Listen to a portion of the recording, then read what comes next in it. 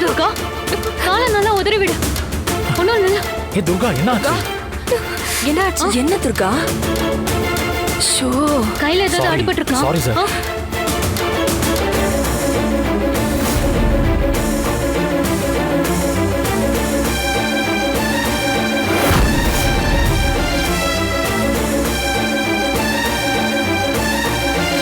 என்ன காரியம் பண்ணி வச்சிருக்க?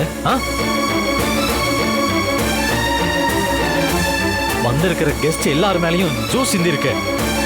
இதுக்கு தான் சொன்னேன், இந்த மாதிரி வேலையெல்லாம் நீ செய்யாதன்னு. கேக்குறியா?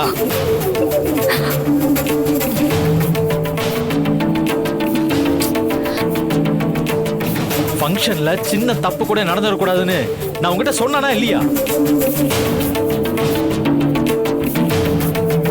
இது வரைக்கும் எந்த பிரச்சனையும் இல்லாம நல்லா போயிட்டு இருக்குன்னு சந்தோஷப்பட்டேன்.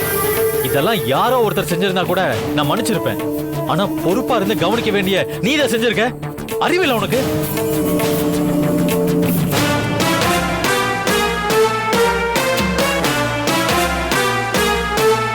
இடியட். அசோக். ஐயோ sir, sorry sir, sorry sir. Okay sir, வேற ட்ரெஸ் இருக்கு சார், மாத்திக்கலாம் சார். No problem. இதெல்லாம் ஒரு பிரச்சனையே இல்லை சார். இந்த மாதிரி ஃபங்க்ஷனுக்கெல்லாம் ஒயிட் ஷர்ட்ல வரக்கூடாது, கலர் ஷர்ட் போட்டுக்கிட்டு தான் வரணும்னு உங்க ஒய்ஃப் எனக்கு உணர்த்திட்டாங்க. இதுவும் நல்லா தான் இருக்கு. இதுக்கே இவ்வளவு கோவப்படுறீங்க? பாவம் உங்க ஒய்ஃப், தெரியாம தானே நடந்தது. என்ன தப்பு இருக்கு? நான் ஷர்ட்டை கிளீன் பண்ணிக்கிறேன், நோ ப்ராப்ளம். நீங்க மத்தவங்களை கவனிங்க. நான் மேடம் கூட பேசிக்கிட்டு இருக்கேன். இல்ல சார், தெரியாம. பரவாயில்ல அசோக், பரவாயில்ல, இட்ஸ் ஓகே.